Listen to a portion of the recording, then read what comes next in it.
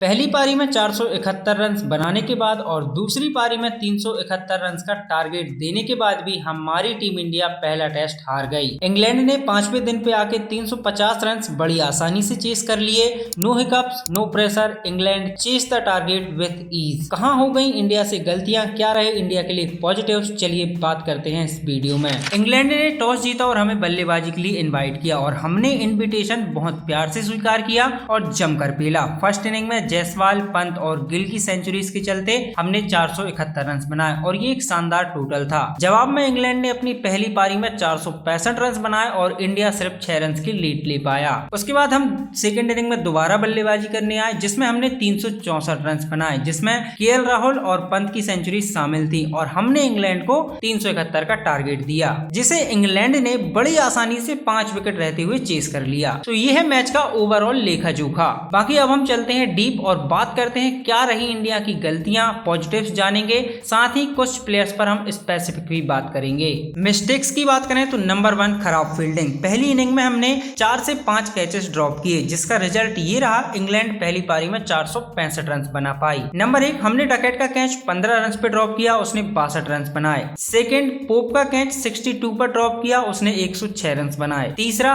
Brooke 0 पर out हुआ, वो नो बॉल हो गई। उसके बाद हमने ब्रूक को 46 और 82 पे उसका कैच ड्रॉप किया और वो बंदा 99 करके आउट हुआ। 100 से 150 रन का फर्क तो आपको यही नजर आ जाएगा क्योंकि हमने कैचेस ड्रॉप की। पहली इनिंग में कैचेस ड्रॉप करने के बाद शायद हमारा मन नहीं भरा और सेकंड इनिंग में हमने फिर से बेन डकैट को 98 रन पर चांस दिया, उसका कैच ड्रॉप किया और उसने 149 रन बनाए। और इस तरह की फील्डिंग यदि होती है तो आप कहीं से जीतना डिजर्व नहीं करते, क्योंकि जो चीजें आपके कंट्रोल में है, जिन्हें आप अच्छे से कंट्रोल कर सकते हैं, उन्हीं चीजों को आपने अच्छा नहीं किया। कैचेस पकड़ना आपके हाथ में था लेकिन आपने ड्रॉप किए। जानबूझ के कोई ड्रॉप नहीं करता, लेकिन ये कैचेस इतने डिफिकल्ट नहीं थे जिन्हें आप पकड़ नहीं सकते थे। इंडिया ने जो चीजें कंट्रोल हो सकती थी उन्हें ठीक तरह से नहीं किया। Second, no contribution from tail end lower order. पहली इनिंग की बात करें तो इंडिया ने अपने जो लास्ट 7 विकेट्स थे वो सिर्फ 41 रन बनाकर गवा दिए थे। सेकंड इनिंग में इंडिया ने अपने लास्ट 6 विकेट मात्र 32 रन पर गवा दिए थे।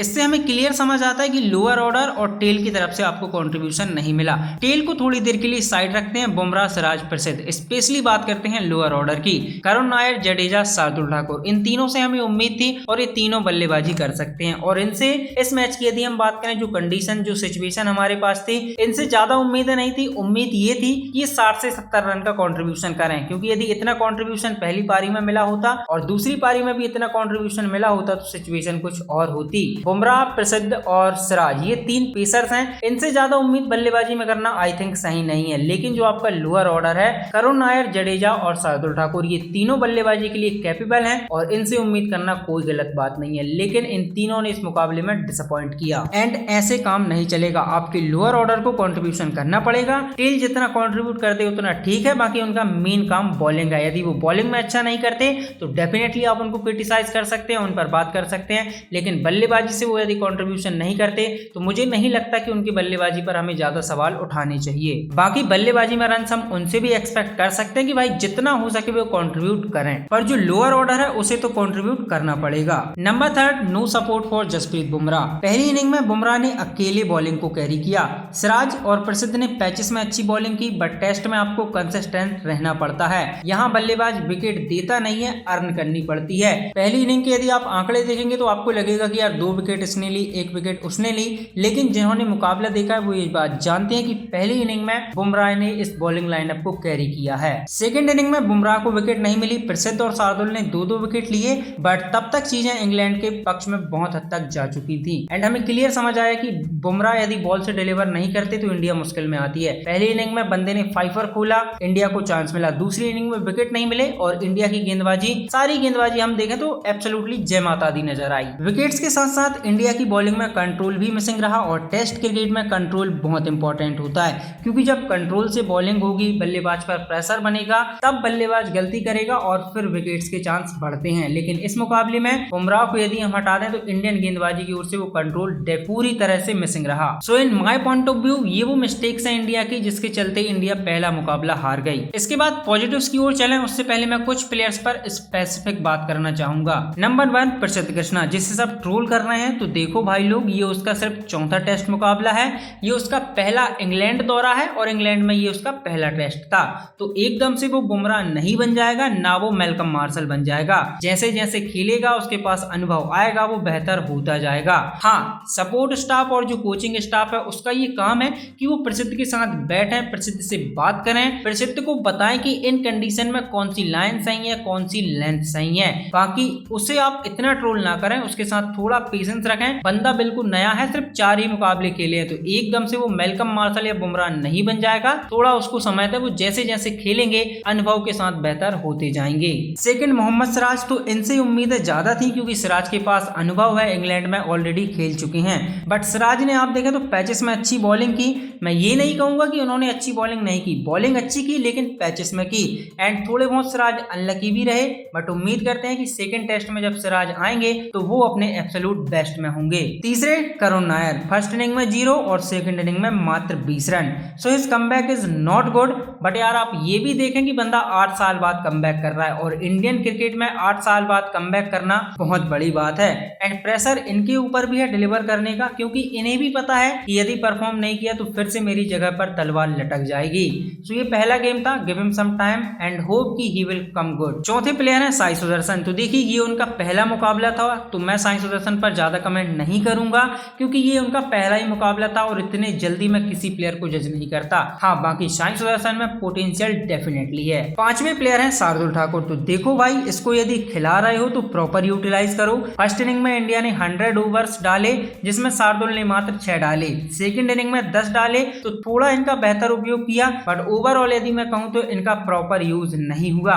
मैं ये नहीं कह रहा कि आप इन्हें ड्रॉप कर दीजिए, टीम से निकाल दीजिए। मैं सिर्फ इतना कह रहा हूं कि यदि आप इनको खिला रहे हैं तो प्रॉपर यूज करें, और यदि आप इनका प्रॉपर यूज नहीं कर सकते तो फिर बेहतर है कि इन्हें खिलाइए मत, इनकी जगह किसी और को मौका दीजिए। छठवें प्लेयर है रविंद्र जडेजा। तो देखिए यदि इनके हम बल्लेबाजी प्रोस्पेक्टिव से बात करें तो आई थिंक ये मैनेज मेक श्योर करना पड़ेगा कि ये बल्लेबाजों के साथ बैटिंग करें, क्योंकि टेल के साथ इनकी बैटिंग पार्टनरशिप उतनी अच्छी नहीं जमती। हाँ, लेकिन यदि ये बल्लेबाजों के साथ बैटिंग करेंगे तो डेफिनेटली ये बैटिंग में अच्छा कंट्रीब्यूट कर सकते हैं। और जडेजा भाई बॉलिंग में स्पीड को थोड़ा वेरी करिए, आपके पास इतना अनुभव है और इसके बाद भी यदि एक प्लेयर जो पहले मुकाबले में कप्तानी कर रहा है और एक कीपर आपसे बोले कि स्पीड को थोड़ा वेरी करिए, गेंद को थोड़ा हल्का रखिए, तो फिर सोचने की बात है। क्योंकि एज अ एक्सपीरियंस प्लेयर आपको खुद ये समझना चाहिए कि यहाँ क्या रिक्वायरमेंट है, क्या स्लो डालने की रिक्वायरमेंट है या फिर फास्ट डालने की। लेकिन यदि इतने अनुभव के बाद भी आप स्पीड को वेरी नहीं करते, स्लो नहीं रखते जरूरत के हिसाब से, फिर इस एक्सपीरियंस का मुझे नहीं लगता कि कोई फायदा है। पॉजिटिव्स की बात करें तो नंबर 1 बल्लेबाजी।